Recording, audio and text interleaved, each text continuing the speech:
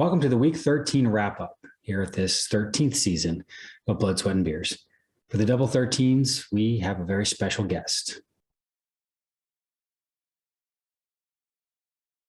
Well, good evening. Yo. Thank you for spending a few minutes here. Yeah. It's always nice to have guests on, so it's not just my voice the whole time, because, man, so close this week. I agonized. I literally agonized between Freeman, Gage, or is it Gage? Yeah. Between I was so close. I'm like, oh, I feel like that division game. I think Atlanta, they're probably going to be playing from behind.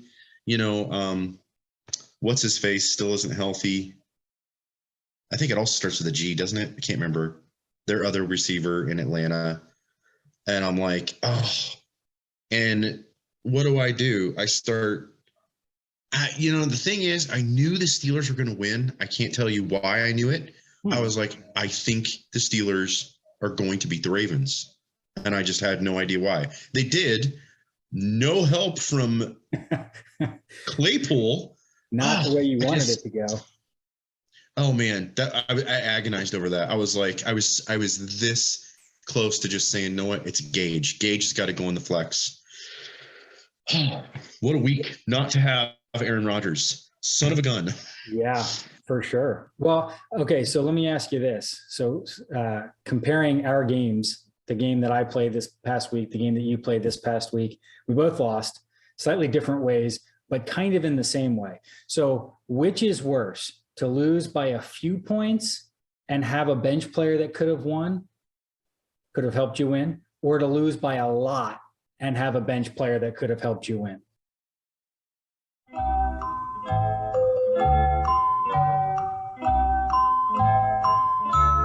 Great question. Oh, the closer the game, the smaller the increment of the loss, it's just that much more painful. That's how I feel.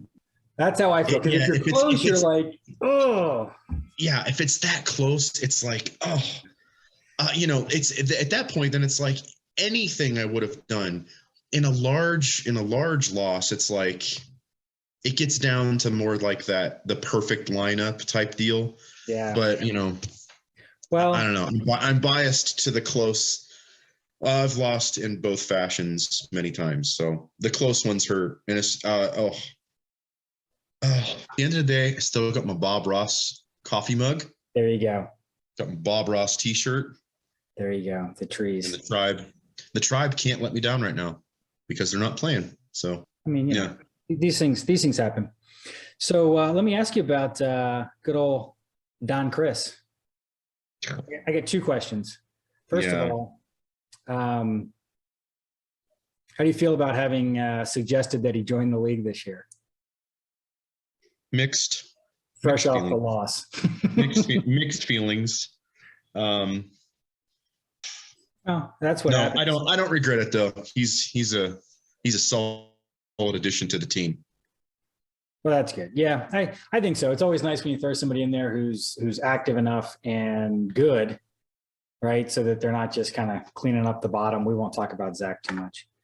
So my second question about him, do you have a better nickname for him than Don Chris? He has never been Don. He has never been Chris to me my entire life. He has been Donnie. Okay. He's been Donnie my entire life. Or Captain Wacky. He goes by that as well. Captain Wacky. Captain Wacky. Okay. So if he's Donnie, then that makes you, is that your Marky Mark? Oh, dang it. No. Oh, wait. No, that's reverse. Yes. No. I mean, if you got to pick a Wahlberg, clearly Mark is the better Wahlberg to choose. Oh, no. See, we're going to go back to the beginning then. So we got not compared, but like New Kids on the Block. Donnie was in there, and then Joey was in that. Now I was a closet New Kids on the Block fan, mostly because of my sister. But New Kids or NKO TV? New Kids. Okay. Well, that's good. This gives us some good information. Okay. I think the guys will enjoy maybe choosing another nickname. I wanted to ask that earlier on, and I just kind of let it roll. I defaulted to the Alex Billy style of nickname for him. And it's so like the dual name combination is kind of a piggyback from Ruben's amazing call out of the uncle brother. Or what did he call Kurt?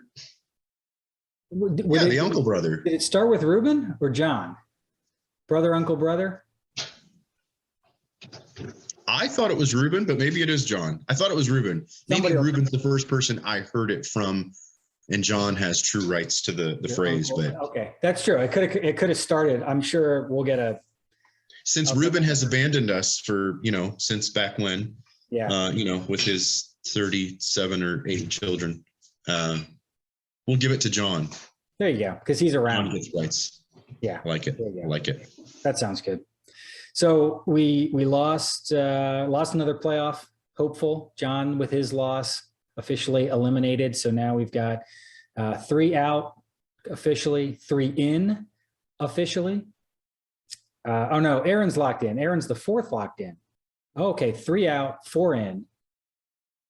How about that, Aaron? After the year he started off with, he just grinded away. He's like the New York Giants. Your matchup's going to be sweaty. I don't know. Well, John hasn't set his lineup yet. I can't help but feel a little bit bullish that I might take it, but John's out of the playoffs. But so what's interesting is if you're out of the playoffs, it doesn't really matter what you do the rest of the regular season. Whatever the seeding is going into the consolation bracket, it's irrelevant. He's playing me the last game, which really counts. This game is just as important for John as it is for myself, if not more so. I think John cares about this game more than me because I'm like, 18%. I'm kind of expecting to not get in, and John's just like, oh man, I can't wait to annihilate Joey and to make sure he comes down to the bracket, the consolation with me. Yeah, I don't know. Do you feel like there's a clear number one? Do you feel like Hoffman's got the clear sailing, or do you feel like it's still pretty open, just whoever gets hot at the moment? My goodness. I tell you what, Hoffman losing Samuel was huge. It's just so bizarre because he is so wide receiver heavy. Hoffman has the number 1, the number 3, and the number 6 wide receiver. It's gross. So I'm looking through it. Man, Chonka does have a really solid team. See, and you've got that where DeAndre Hopkins has underperformed so far this year. I mean, relatively, man. But I'll be honest, I do not like Donnie's team. He better get the first round bye because overall, it's too boom or bust. So in order of me personally being like afraid to play a team,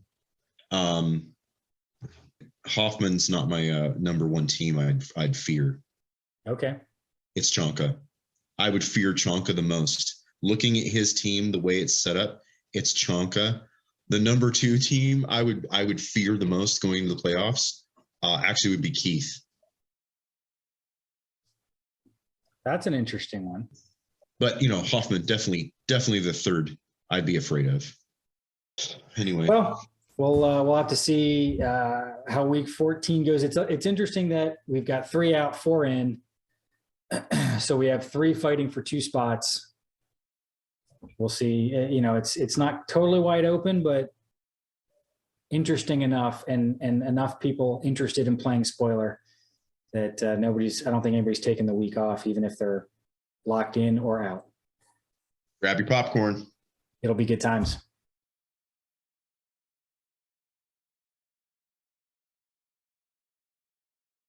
I mean, if we were at some sort of an event for work and he's like, please call me Alex, I would abide by that. But in all other circumstances, I don't know why he would invite me to a work function where that would even be a a hypothetical reality. Oh, there's really no way to say this in a polite way. And I'll put myself in the same group as well. This group has a Bill Belichick way of forgetting last year. For sure. We're on to 2022. Thank you.